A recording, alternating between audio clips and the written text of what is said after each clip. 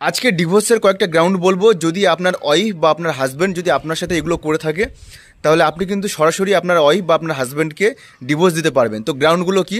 সবার প্রথমে হলো অ্যাডাল্টারি। যদি আপনার স্বামী বা আপনার স্ত্রী যদি পরকীয়া করে এবং পরকীয়া করার সময় যদি অ্যাডাল্টারি করে, মানে যৌন সঙ্গম করে, তাহলে কিন্তু এই গ্রাউন্ডটা মেন। এই গ্রাউন্ডে কিন্তু আপনি সরাসরি তাকে ডিভোর্স দিতে পারেন। নাম্বার 2, ক্রুয়েলটি, যেটাকে মানসিক নির্যাতন বলে বা শারীরিক নির্যাতন, মানসিক নির্যাতন দুটো একই ব্যাপার, এই ক্রুয়েলটির মধ্যে পড়ে।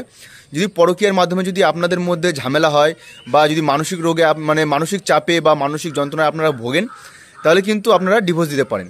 নাম্বার 3, ডিজারশন। ডিজারশনটা কি? যে পরকীয়ার মাধ্যমে যদি আপনার দুজন ছাড়াছাড়ি হয়ে যান এবং ছাড়াছাড়ি হওয়ার পরে যদি দুজন আলাদা থাকেন, এটাকে কিন্তু একটা ডিজারশন হিসেবে ধরা হয়। আর কমপক্ষে যদি 2 বছরের বেশি থাকেন, তাহলে কিন্তু এটা একটা ডিভোর্সের গ্রাউন্ড। এই গ্রাউন্ডে আপনারা ডিভোর্স দিতে পারেন।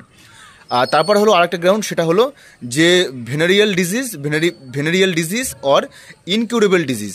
মানে যদি পরকীয়া করার মাধ্যমে যদি যৌন কোনো রোগে যদি ভোগে বা যৌন কোনো রোগে যদি আক্রান্ত হয়, তাহলে কিন্তু আপনি ডিভোর্স দিতে পারেন। যদি পরকীয়া করার মাধ্যমে যদি পরকীয়া করে আর সেইগুলো করার মাধ্যমে যদি যৌন রোগে ভোগে, তাহলে কিন্তু আপনি ডিভোর্স দিতে পারেন। তো এই কটা হচ্ছে যে হিন্দু ম্যারেজ অ্যাক্ট 1955, এইগুলো কিন্তু গ্রাউন্ড, ডিভোর্সের গ্রাউন্ড। তো এইগুলো থাকলে কিন্তু আপনারা ডিভোর্স দিতে পারবেন।